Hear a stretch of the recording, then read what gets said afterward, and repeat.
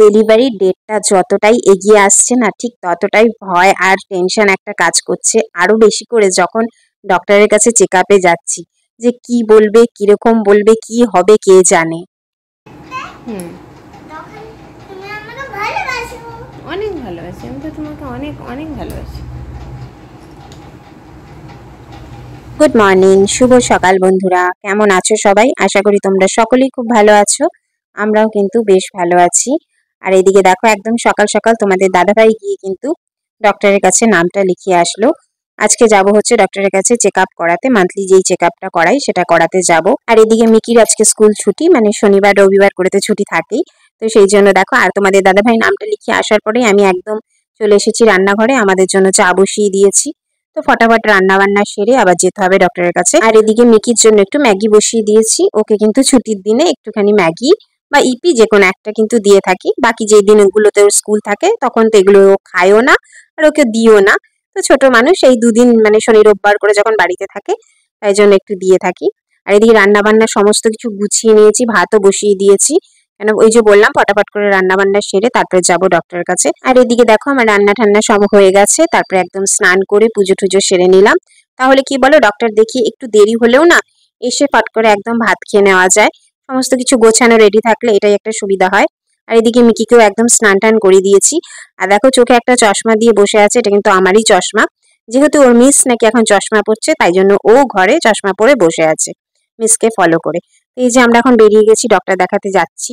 আর মিকিকে আমাদের ও বাড়িতে, মানে আমার বাপের বাড়িতে আমার বৌদি নিয়ে নিল। আর ওকে আর সঙ্গে করে নিয়ে গেলাম না, কেন কতক্ষণ লাগে সেটা, মানে ডক্টরের কাছে গেলে একটু তো সময় লেগেই থাকে। আর জানো তো, ডেলিভারির সময়টা না বেশি একটা, খুব একটা বেশি দেরি নেই, সময় তো এগিয়ে চলে আসছে।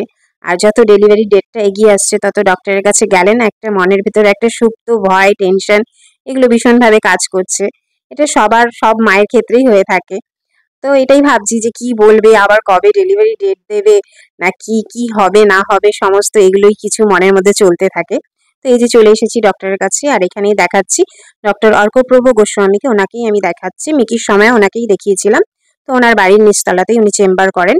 তো সেখানেই দেখাতে চলে এসেছি। আর এই যে দেখো, এখন ভেতরে ঢুকে আমি বসে আছি। তো আমার এখনো ওয়েট মাপা বা প্রেশার মাপা এগুলো এখনো কিছু হয়নি। এগুলো একদম করে ওরা একদম ফাইনাল ফাইলটা আমার হাতে দিয়ে দেবে।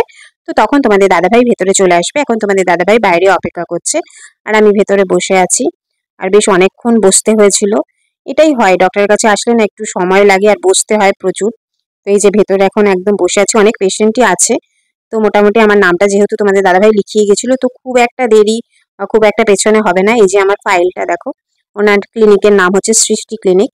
তো সেখানে এই যে এখন আমার একদম ফাইল রেডি করে ওরা দিয়েছে, আমার ওয়েট প্রেশার সমস্ত কিছু মাপা হয়েছে। তো সবকিছুই ঠিকঠাক আছে, প্রেশারটাও ঠিক আছে, একদম নর্মাল। কিন্তু ওয়েটটা খুব একটা বাড়ছে না, মানে খুব একটা বাড়েও নি আর বাড়ছেও না, জানি না কেন। যাই হোক, এই যে ডক্টর দেখিয়ে বেরিয়ে গেলাম।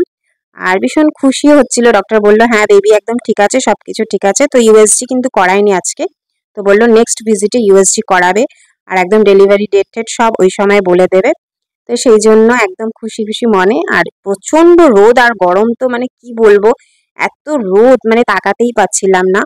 তো এই যে দেখো, বাড়িতে চলে আসলাম, আর এই ওষুধপত্রগুলোই দিয়েছে আপাতত কিছুদিনের জন্য, তারপর আবার নেক্সট ভিজিটে নেক্সট চেক আপে যাবো। তো সেটাই আর কি ভাবছি, যতটাই ডেলিভারি ডেটটা সামনে আসছি, তোমাদের দাদাভাইকে বলছি আমার কেন কি জানি একটু টেনশন হচ্ছে, ভয় হচ্ছে। যদিও বা জানি, দেখো মিকির সময়ও আমার সি সেকশন হয়েছিল ডেলিভারি, তো সেই কষ্টটা মানে ভয়টা সবকিছুই আমার মানে জানা আছে, কিছুই ভুলিনি। তো তবুও একটা মায়ের মন তো দেখবে, যতক্ষণ না সবকিছু সুন্দরভাবে সফল হচ্ছে ততক্ষণ একটা টেনশন ভয় তো কাজ করেই থাকে। তো চলো, আজকের ভিডিওটা এখানেই শেষ করছি। তোমরা সকলে ভালো থেকো, সুস্থ থেকো।